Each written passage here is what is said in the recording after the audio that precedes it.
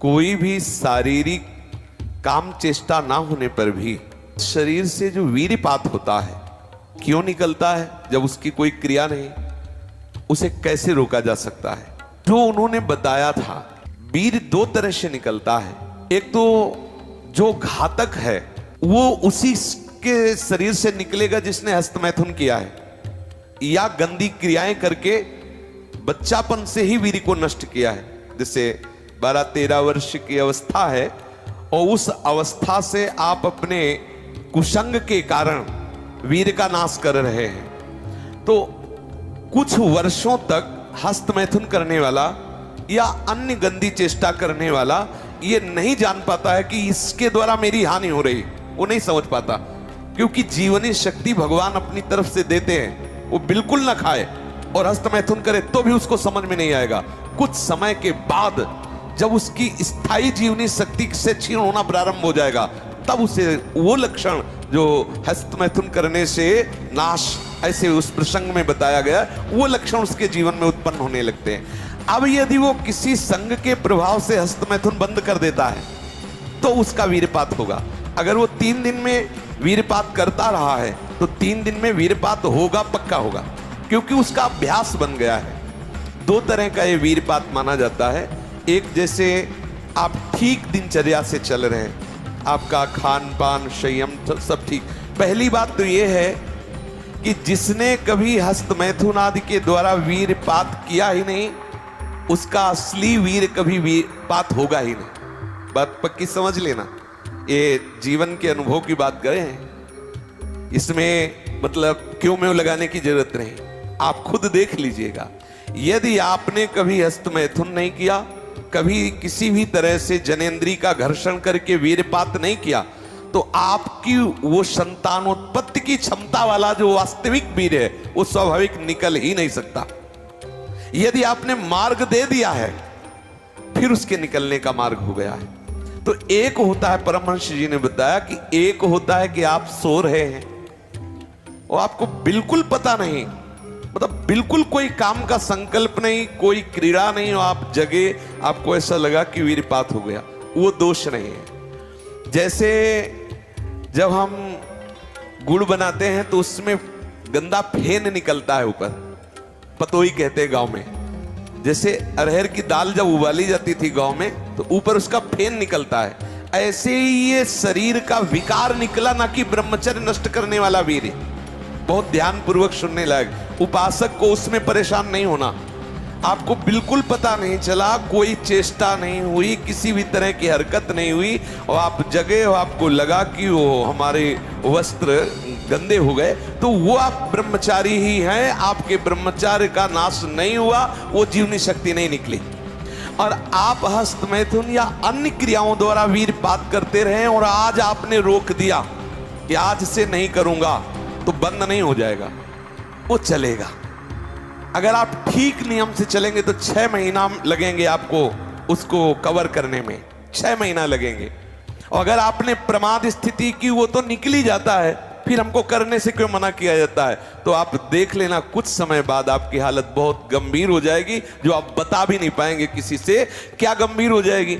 आप ऐसे ही साधारण क्रियाओं में ब्रह्मचर्यहीन हो जाएंगे, ऐसे ही छुएंगे वैसे आप ब्रह्मचर्यहीन हो जाएंगे। ये हम सब महापुरुषों के अनुभव और मिले हुए लोगों से, सैकड़ों लोग ऐसे मिलते हैं जो अपनी स्थितियों को बताते हैं। तो जो संत महापुरुषों ने जीवन में अनुभव किया है, उसके आधार पर पहले साधक को चाहिए कि ये देख ले कि हमारे द्वारा कोई हस्तमैथुन आदि क्रियाएं, जो निंदनीय क्रियाएं, वो तो नहीं हो रही। एक हमारे अंदर मान्यता बैठ गई है कि वीर क्षरण में ही आनंद है, ये साधक को छोड़ना होगा। क्या तुम्हारा जीवन का आनंद केवल इतना ही है? कब ब्याह हो तो संतानोत्पत्ति के लिए वो मार्ग, तब तक आप ब्रह्मचारी रहे। क्या इतने इंद्रियों के गुलाम हो गए? क्या इतना ही केवल आपने सुख समझ लिया? तो फिर आप देखना कि आगे आपको ये मन किस दशा में पहुंचा देता है। तो जो नव युवक जन है, साधक जन है, वीर्यपात में यदि उनका कोई स्मरण नहीं रहा और वीर्यपात हो रहा तो घबराने की जरूरत नहीं। और यदि स्वप्न में आपने स्त्री आदि का संयोग देखा या कोई ऐसी घर्षण आदि क्रिया हुई या कोई ऐसी कामोत्तेजना जनित और फिर आपका वीर्यपात होता है, तो आपके गंदे विचार और पूर्वाभ्यास के कारण होता है। ये बहुत ही गंदी बीमारी है जो आपको अंदर ही अंदर खोखला करती जाएगी। ये जो शुक्रपात, वीरपात, वीर स्खलन, स्वप्न दोष जिसे कहा जाता है, ये दैहिकी वीरपात और व्याधिकी वीरपात। दैहिकी वीरपात जो स्वाभाविक हो जाता है उसमें बिल्कुल आपकी हानि नहीं, कोई दोष नहीं। और जो ये व्याधिकी वीरपात है ये बहुत हानिकारक है, ये आपके जीवनी शक्ति को नष्ट कर देने वाला है, इसलिए इससे सावधान रहें। सबसे पहली बात, ऐसे लोगों का कदापि संग न करें जो हस्त मैथुन करते हैं। जो ऐसे लोगों का कदापि संग न करें जो गंदी तरीके से वीर का नाश करते हैं। वीर्य संतानोत्पत्ति के लिए शास्त्र आदेश करता है, मनोरंजन के लिए नहीं।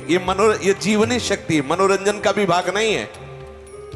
पहली बात, इस स्वप्न दोष से निकलने के लिए हस्त मैथुन को पूर्णतया बंद कर दिया जाए। अगर आप सदगृहस्थ भी हो चुके हैं तो कुछ महीने के लिए आप अखंड ब्रह्मचर्य का नियम लें, जब तक आपका वीर्यपात होना ठीक ना हो जाए। आप वो हानिकारक जो कामोत्तेजना बढ़ाने वाले भोजन है उनको छोड़िए, जैसे अत्यधिक नमक, बहुत कड़वी लाल मिर्च, और जैसे बहुत ही वो मीट मसाला आदि जो बहुत ही कड़वा तीखा, ऐसा गरम मसाला, और बिल्कुल गर्मा गर्म भोजन। ये आपके स्वप्न दोष के ठीक होने की बात है। यदि आप स्वप्न दोष से बचना चाहते हैं तो अत्यधिक नमक, बहुत कड़वी मिर्च, बहुत ही वो उष्ण गर्मा गर्म भोजन, बहुत गर्म मसाले से बना हुआ भोजन, और अत्यंत खट्टी चटनी, जैसे इमली की है, कच्चे आम की चटनी है, और मांस। ये जो लोग कहते हैं कि मांस ताकतवर होता, तुम्हारी चर्बी बढ़ा देगा, ताकत नहीं। ताकत कहते हैं संकल्प शक्ति को। ताकत शरीर शक्ति प्रधानता नहीं होती। संकल्प शक्ति का एक महात्मा पूरे समुद्र को अंजुलि में पी गया। देखो, संकल्प शक्ति, शरीर की शक्ति एक सीमित शक्ति है, संकल्प शक्ति एक महान शक्ति है। जो ब्रह्मचर्य से युक्त होता है उसकी संकल्प शक्ति बढ़ती है। भले आप मांस खा के मोटी चर्बी और आप व्यायाम करके दिखा सकते हैं कि देखो मैं ब्रह्मचर्य क्षीण करता हूं लेकिन बलवान हूं, लेकिन आप आत्मशक्तिहीन है। वो आपका मोटा हो जाना बलवान नहीं है, आपके सुंदर सुंदर मांसपेशियां निकल आना वो बल नहीं है। आप शक्ति, बलवान वो है जो आए हुए आंतरिक वेगों को सह जाए। आए हुए आंतरिक वेग को जो सह गया वही बलवान है। ये जो मछली, अंडा, मांस खाते हैं ये कभी इस रोग से मुक्त नहीं हो पाएंगे। और जो लोग कहते हैं मैं तो खाता हूं मेरे अंदर नहीं, विश्वास मत मानना, पक्का झूठा है वो। जो शराब पीता है वो अपने वीर को पवित्र नहीं रख पाएगा। चाहे गृहस्थ हो, चाहे व्यापारी हो, चाहे किसी भी तरह की स्थिति में हो, सावधान हो जाओ, ये शराब आपके जीवन को नष्ट कर देगी।